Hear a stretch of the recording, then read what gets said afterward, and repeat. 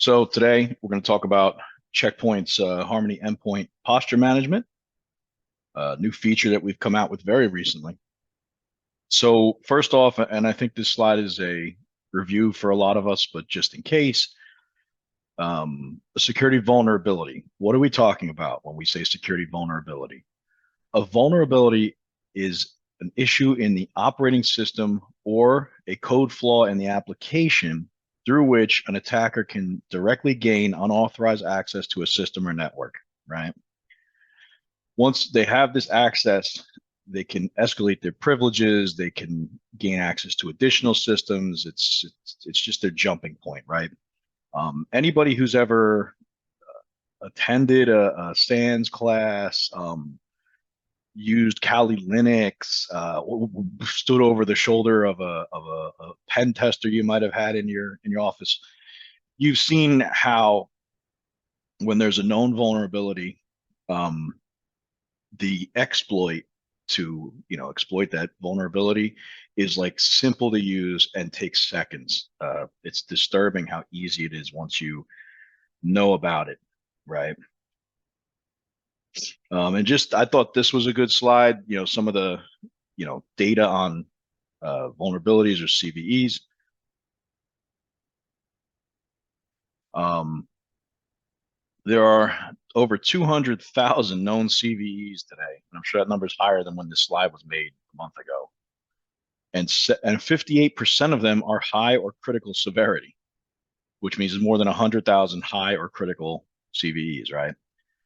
50% of vulnerabilities that are exploited occurs within 2 to 4 weeks of a patch being released, right? So if there's a vulnerability in Adobe Acrobat, right? Adobe finds out about it.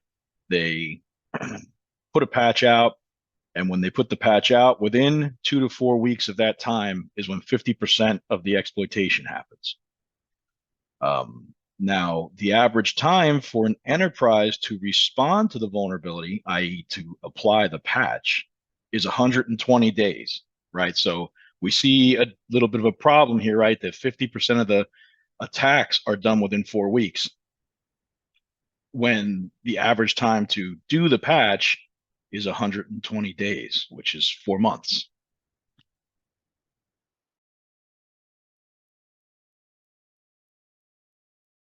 Why is that? Why does it take so long to get patches done, right? It's a headache, like this poor fella in the center here, right? We have multiple applications we have to watch and many applications that an organization uses. We have multiple versions, right? We have different laptops, different hardware, different software, all sitting out there, and we have to watch its compatibility and so forth.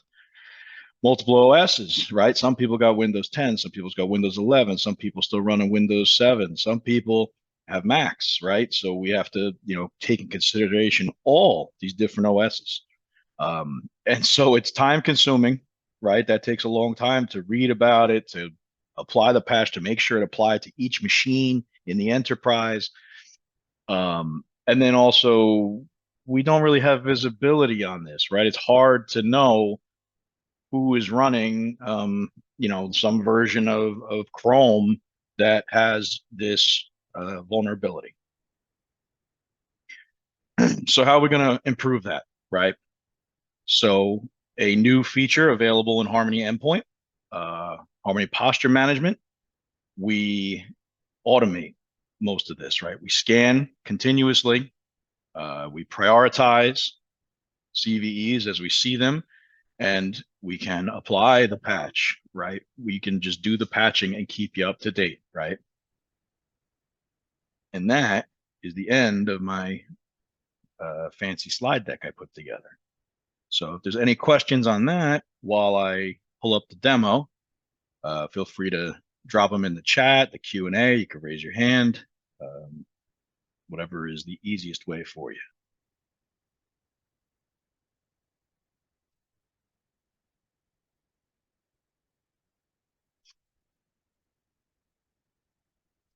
Okay, so here we are. So let me check real quick that there's any questions. I don't see any currently, which is okay.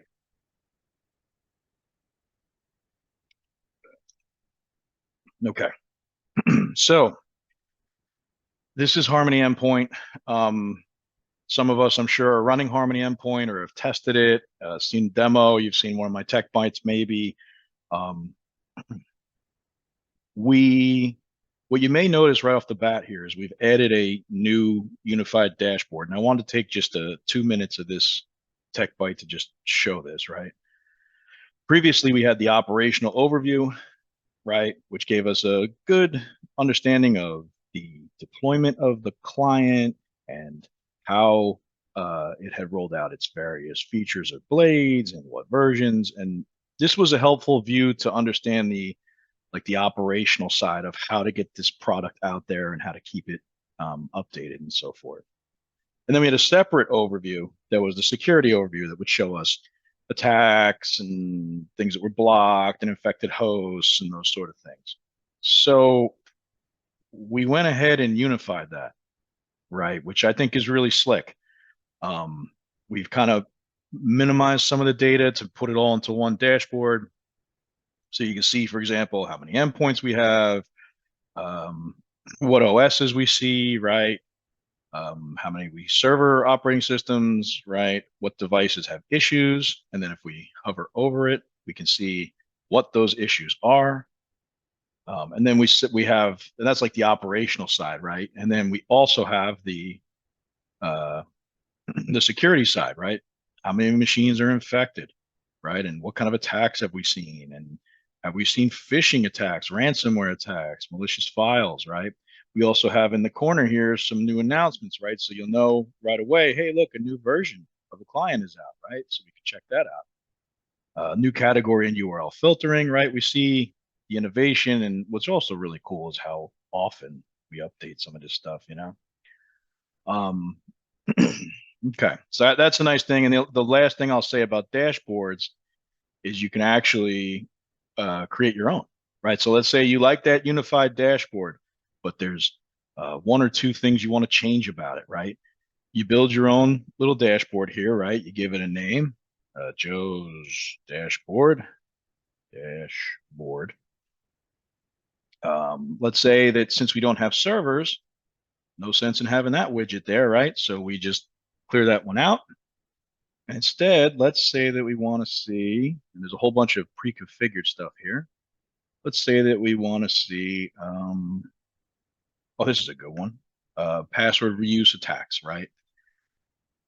So here is how many times passwords are being reused in the enterprise. And since that's such an important thing to me, I'll move it up to the top here, right? And there you go. We got it. And you could actually set it either to just be a dashboard available only to you, or you could set it to anybody within your organization when you click public. You click save, and there you go. You got your dashboard. Any questions on dashboards before I move on? Just think that's kind of cool, and it obviously wasn't worth a whole TechByte by itself, but figured I wanted to just share that little update there. Looking at the chat, Q&A. I think we're okay for the moment. So here's the actual, here's actually where we want it to go.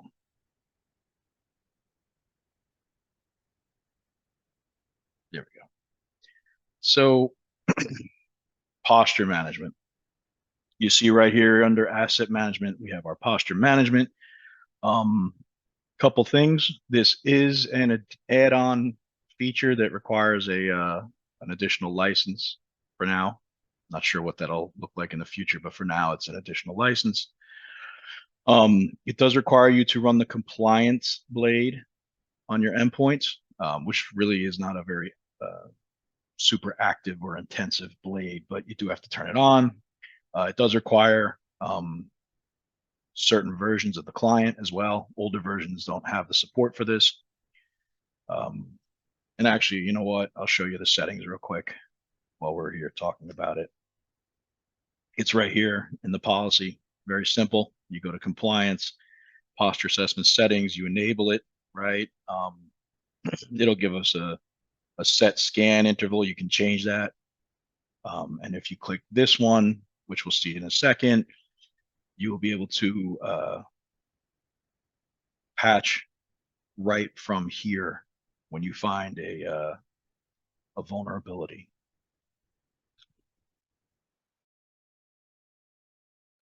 So here's the posture management dashboard. Um, we see right off the bat that we can see our vulnerabilities by severity, right? In our organization, how many things it's seeing, right? So it sees a bunch of critical ones and quite a few important ones. We can see our top risky applications, right? Which this Proofing Tools 2013 is a real risky one. C++ 2008, you see their older versions, Opera, Python. Python's always getting in trouble. We can also see our devices that have the most vulnerabilities on them, right? So there's these different uh, laptops or endpoints that this is connected to. And we see that, all of them have quite a few on them. The top one is much riskier than the rest. These are all clickable, right? So if we click on one of these things, like we'll just show you this machine. If we click on one of these things, it'll actually show you the machine that we're talking about, right? And if we click on that device, we get a written out detail of what we see on this machine, right? This is this machine, this desktop, which is running Windows 10, last scanned at this date, right? And we see all these vulnerabilities. And we can group them by their severity, right? So if we click the critical ones, the list right here changes to what is the most critical, and we see a bunch of tens, which is the highest. And you see it's running Firefox 1, which is a extremely old Firefox version, right? Or Firefox 3, I should say. And there's also updates to Windows it hasn't done. You see this list is very long, right? And we only have the critical ones here, right? What I think this is really cool, is you can group this by application, right? So we say, oh, Firefox, we have an old version of Firefox, right? And that's given us a lot of these vulnerabilities, right? But we can crush that down, right? And we can see the other applications that are exposing this machine, right? Java has a few right here. C++ has one, right? Windows 10 has a bunch of them that it hasn't been patched, right? And we see some of these are older CVEs, but we see that we can group these by application and be able to sift through the information a little bit better, right? And learn more about what needs to get patched. So speaking of that topic, right, we've identified that there's an old version of Firefox on this machine, right? And we want to say, okay, we got to go ahead and fix that, right? We can go ahead and highlight Firefox, click patch, right? Select our machine. And if we click this update patch, it will go ahead and update Firefox. And it's really that simple, right? It knows where the Firefox update servers are out there on Mozilla's website. It can get the patches and go ahead and install it. It does this through a push operation, if you're familiar with the push operations here in Endpoint. And actually that dashboard as well has changed slightly, right, with some of these new features. But literally, we're able to push the patch. The users can deny or postpone, I should say, not deny. They can postpone a couple times for the patch set, depending on what you set in that compliance screen we were at a few minutes ago. But eventually they will have to update, and then you won't have this, or you won't have this vulnerabilities. And because this is constantly scanning, you'll see that they've gone away. You could also manually scan, right? So if we decided that this machine we've been looking at, this desktop with all the vulnerabilities, we want to, after we've pushed the updated patch of Firefox, we can rescan this machine with the Scan Now button. And all the Firefox vulnerabilities should be gone, and you'll see fewer here, right? And less, this one will be out of this list. And we'll have improved our this machine's security posture, and by doing that, improve really our whole company's posture, because this machine is our company's weakest link, right? Um, the other thing we can do, right, if we identify a risky application, right? Let's say in this one, Visual C++, we can click that application and we can see how many devices have that, right? We click by the CVE, and here we go. 5 different machines all have this vulnerability, right? And we can actually patch for all of them right now. Just highlight it, click patch, and it's going to update this Visual C++ issue. And you can even see when you click on the CVE like we did, its score, what application, and then the description, right? So this one's a vulnerability in the library for C++, as well as a lot of other stuff. Allows users to gain privilege via Trojan horse. Bad, it's just, that's the way they get in, and then they get their foothold and escalate their privileges from there. So I think that's the overview of the posture management feature. Any questions? So I do have one question. Can the patch be pre-scheduled for a specific time? So yes, and because of this environment, I can't, because I don't have like total admin access to this environment. I can't show you how, but when you set the compliance blade, when we were before, actually, I'll go over there. Compliance blade. When you click this enable patching feature, a couple more fields show up underneath it. And one is, when should we do the patching, right? So we can set it to do it, every afternoon at, I don't know, at 6 o'clock. So it's not interfering with work. And the other field in there is, how long can we allow the user to postpone it, right? Because that's an important part, right? If you tell you that most of the time, the reason you have these old versions of Firefox or whatever is because your user gets prompted every time they open Firefox to update it, and they click not now.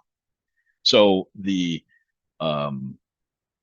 postponement field will allow you to say, okay, you can postpone it for X amount of time, and then you will have to update, right? That was a very important question, so that's good. Any other questions on this, or comments, or want to check out another CVE or something? Check it in the chat, also the Q&A. If you'd rather speak, your question, that's fine. You can raise your hand, I think, and I can unmute you.